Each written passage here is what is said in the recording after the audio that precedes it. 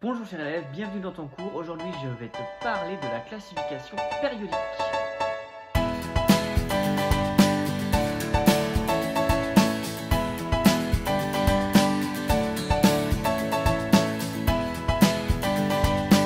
Nous sommes donc en chimie dans le chapitre numéro 6 qui s'appelle la stabilité des espèces chimiques. Et dans ce chapitre-là, il va falloir tout d'abord s'attacher à parler de ce qu'on appelle la classification périodique. Alors cette classification périodique, elle a un enjeu très important, notamment du point de vue de la structure électronique et donc de la répartition des électrons autour du noyau des atomes.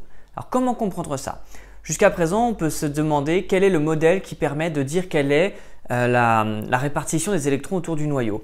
On a ce qu'on appelle le modèle planétaire. Alors ce modèle planétaire, celui avec les orbites, suppose qu'on a un noyau central et que ce noyau central est entouré d'électrons qui sont sur des orbites un petit peu comme des planètes, qui tournent comme ça autour du noyau de façon vraiment fixe et précise. Alors c'est une première approche, mais c'est une approche qui est incomplète. En réalité, les électrons obéissent à un modèle dit quantique. Alors ce modèle quantique, lui, ne dit pas que les électrons sont tous exactement au même endroit, il dit qu'ils ont une probabilité de présence. Ils ont la possibilité d'être à cet endroit-là. Et là, ce qu'on peut observer, c'est que là où il y a la probabilité de présence la plus importante, on retrouve l'orbite du cas classique. Donc ça, il faut bien comprendre, on parle plutôt d'un modèle quantique. Ce modèle quantique, il va avec des nombres quantiques, avec une résolution d'équations qui est bien trop complexe à aborder ici.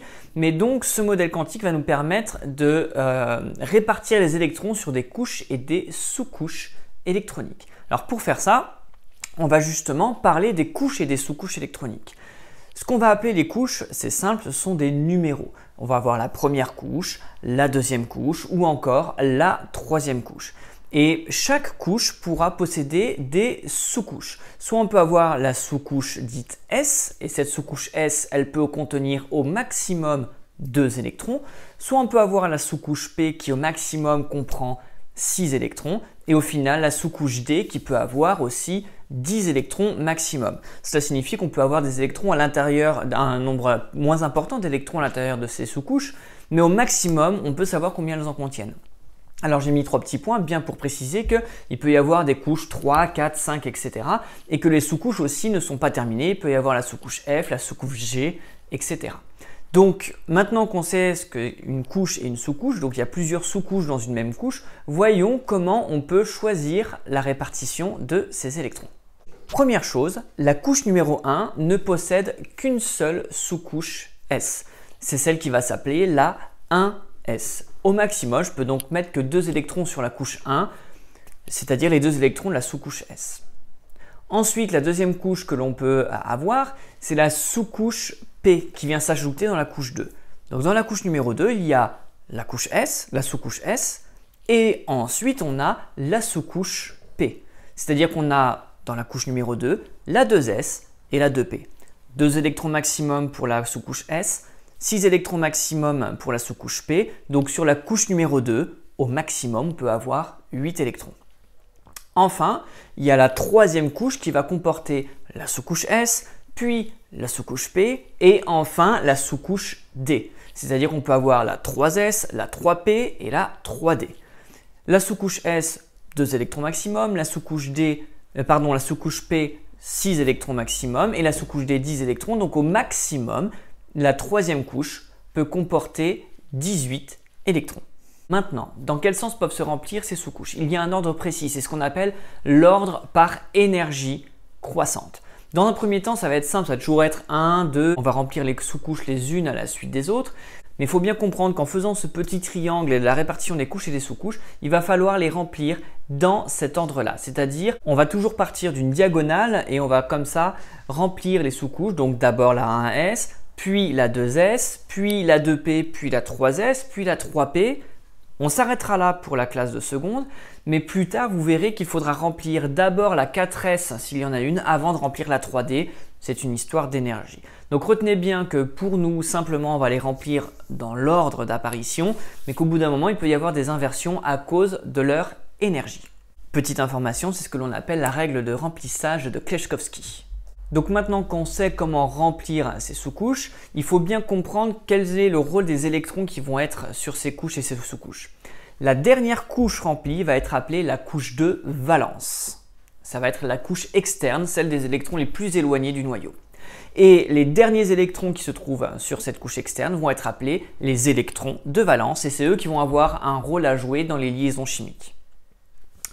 Prenons tout de suite un exemple. J'ai remis ici le descriptif d'un atome d'oxygène dont le noyau comporte Z égale 8 protons.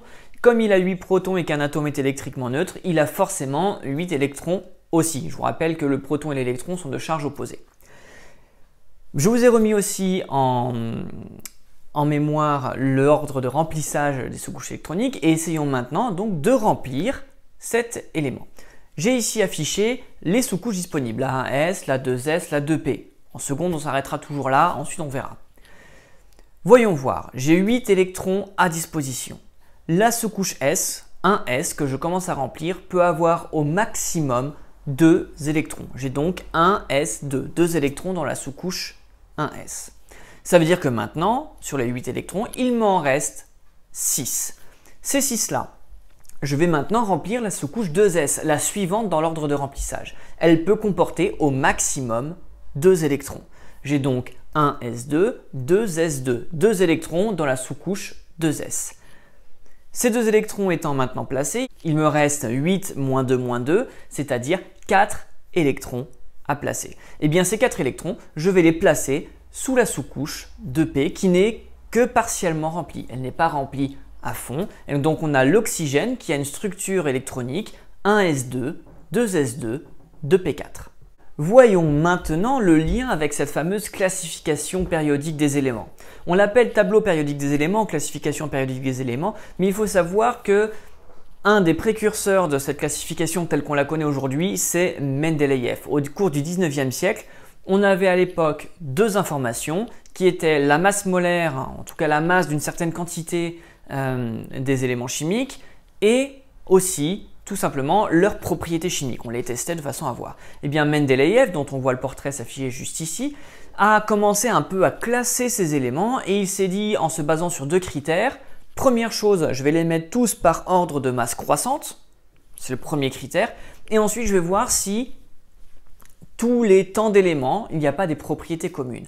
Eh bien, il a observé qu'il y avait une périodicité des propriétés et qu'avec une certaine régularité, certains éléments se retrouvaient avec les mêmes propriétés chimiques. Il a donc découvert la notion de famille chimique telle qu'on la connaît aujourd'hui dans la classification périodique. Donc ça, ce sont les critères historiques, masse molaire croissante et périodicité des propriétés. Donc maintenant, voyons quel est le lien avec la classification actuelle telle que vous pouvez la voir ici en dessous. Alors, sur cette classification, vous voyez qu'il y a des colonnes et des lignes. Jusque-là, pas de problème particulier. Les familles que l'on a à connaître vont être principalement les premières et les dernières colonnes. Si je prends la première colonne, c'est celle dite des alcalins. Ce sont des éléments qui réagissent assez violemment avec l'eau lorsqu'ils sont à l'état métallique. Ensuite, la deuxième colonne est celle qu'on appelle les alcalinotéreux. Ce sont des tests que nous avons par exemple fait avec les petits grains de calcium ou les rubans de magnésium qui réagissent avec l'eau pour former un dégagement gazeux. La troisième famille que l'on connaît usuellement, c'est celle des halogènes, avec des éléments comme ça de l'avant-dernière colonne. Et la dernière famille chimique, celle que l'on doit absolument connaître et apprendre, c'est celle dite des gaz nobles. Alors pourquoi elle est très importante cette dernière colonne? Tout simplement parce que c'est celle des éléments qui ne s'associent avec rien. Ils sont inertes chimiquement. Que ce soit l'hélium, le néon, l'argon, le krypton, le xénon, etc. Ils ne s'associent avec rien d'autre alors que tous les autres éléments vont faire des transformations chimiques. Si on regarde maintenant cette classification ici en dessous, on peut déterminer plusieurs blocs. On va appeler un bloc, il va nous renseigner sur quelle est la dernière sous-couche remplie. Par exemple, si je prends ici le bloc qui est constitué des 2 premières colonnes plus l'hélium, on a ce qu'on appelle le bloc S. Cela signifie que les derniers électrons de valence sont sur une sous-couche S. Vous avez de l'autre côté ce qu'on appelle le bloc P et donc tous les éléments tous les atomes qui sont dans ce bloc ont leurs électrons de valence qui sont sur une sous-couche P. Enfin, on ne les verra pas cette année, mais vous avez le bloc D qui constitue ce qu'on appelle les métaux de transition et le bloc F en dessous qui constitue les actinides et les lanthanides Mais ça, ce n'est pas au programme actuellement. Ce qu'il faut comprendre, c'est que le nom du bloc va vous donner quelle est la dernière sous-couche remplie. Voyons maintenant quelle est la propriété qui nous permet de lier le tableau périodique avec la structure électronique.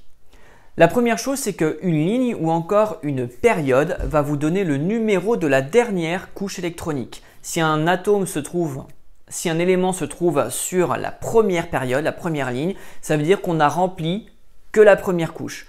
Deuxième période, la première et la deuxième couche. Troisième période, la première, deuxième et la troisième couche est en cours de remplissage. Donc, le numéro de la ligne vous donne le numéro de la dernière couche de valence. La colonne ou encore la famille chimique, c'est-à-dire dans quelle colonne se situe l'élément, va vous donner le nombre d'électrons de valence qui est sur cette dernière couche. Si vous êtes dans la première colonne, eh bien à ce moment-là, vous savez qu'il y a un électron de valence. C'est comme ça que va se terminer la configuration électronique. Deuxième colonne, 2 électrons. Dans un premier temps, en seconde, on va complètement oublier les métaux de transition qui constituent 10 colonnes. Et donc, la colonne suivante, qui est la 13e, va être considérée comme étant la 3e pour nous dans un premier temps. Attention, pour les colonnes, il y a aussi une petite astuce. Lorsque vous comptez la colonne à partir du début du bloc, vous avez exactement le nombre d'électrons dans la sous-couche de ce bloc-là. Par exemple, si vous êtes dans la deuxième colonne du bloc P, ça veut dire qu'il y a 2 électrons sur la sous-couche P dernièrement remplie. Prenons tout de suite un exemple avec l'atome d'oxygène, dont le nombre de protons est égal à 8, on l'a déjà vu, qui a donc 8 électrons. Et essayons de retrouver sa position dans la classification périodique, rien qu'à sa structure électronique. Alors, on connaît sa structure électronique qui est 1s2, 2s2, 2p4. Sachant ça, il est facile de voir que la dernière couche remplie, c'est-à-dire celle où il y a des électrons, eh bien c'est la couche numéro 2. On le voit tout de suite dans la structure électronique où la deuxième couche est en train d'être remplie et donc ça veut dire qu'il est sur la deuxième période, l'oxygène est sur la deuxième ligne du tableau. Maintenant regardons, vu que sa couche de valence est la couche numéro 2, quelle est la totalité des électrons de valence de cet atome? Eh bien, il y a 2 électrons sur la sous-couche 2s, 4 électrons sur la sous-couche 2p, ce qui fait un total de 6 électrons de valence et donc l'oxygène est sur la 6e colonne. Deuxième ligne, 6e colonne, je retrouve facilement l'oxygène dans la classification périodique. Alors, on peut aussi remarquer, c'est pour aller un petit peu plus vite, que dans le bloc P, l'oxygène est dans le bloc P et qu'il est dans la 4e colonne du bloc P. Si vous repérez bien sa structure électronique, il se finit bien en 2p4, deuxième ligne, 4e colonne du bloc P. Faisons l'exemple inverse avec l'atome d'aluminium que l'on va repérer dans la classification périodique. On voit qu'il est ici dans la 3e ligne et 3e colonne. Donc rien qu'à sa position, on va pouvoir déterminer quelle est sa structure électronique. Si je commence par regarder sa colonne, il est dans la 3e colonne. Cela signifie qu'il a 3 électrons de valence. Ça, c'est la première chose. Si je vois qu'il est dans la 3e ligne ou encore la 3e période, cela signifie que la dernière couche remplie est la couche numéro 3. Donc sur la couche numéro 3, si j'ai 3 électrons de valence, je vais donc avoir 3s2, 2p1. Sur la couche 3, j'ai rempli la sous-couche S d'abord, la sous-couche P après, et donc 3s2, 3p1. Pour information, on peut repérer aussi que l'aluminium est dans la première colonne du bloc P. Ensuite, ce qu'il faut bien comprendre, c'est que pour pouvoir avoir des électrons ici, il faut que la totalité des sous-couches précédentes soit remplie. Ça veut dire que la structure électronique complète, c'est forcément 1s2, 2s2, 2p6 et ensuite on a les 3s2, 3p1. Donc voilà comment, à partir de la position dans le tableau, on peut retrouver la structure électronique. Ce qu'il est important de bien comprendre, c'est que vous devez savoir faire les deux, soit à partir de la structure électronique remonter au tableau périodique ou à partir du tableau périodique revenir à la structure électronique. Les 2 points essentiels à retenir sont que la colonne vous donne le nombre d'électrons de valence et la ligne vous donne la dernière couche. Voilà, j'espère que tu as bien compris cette histoire de classification périodique et surtout de structure électronique. N'hésite pas à poser tes questions dans les commentaires et puis à la prochaine!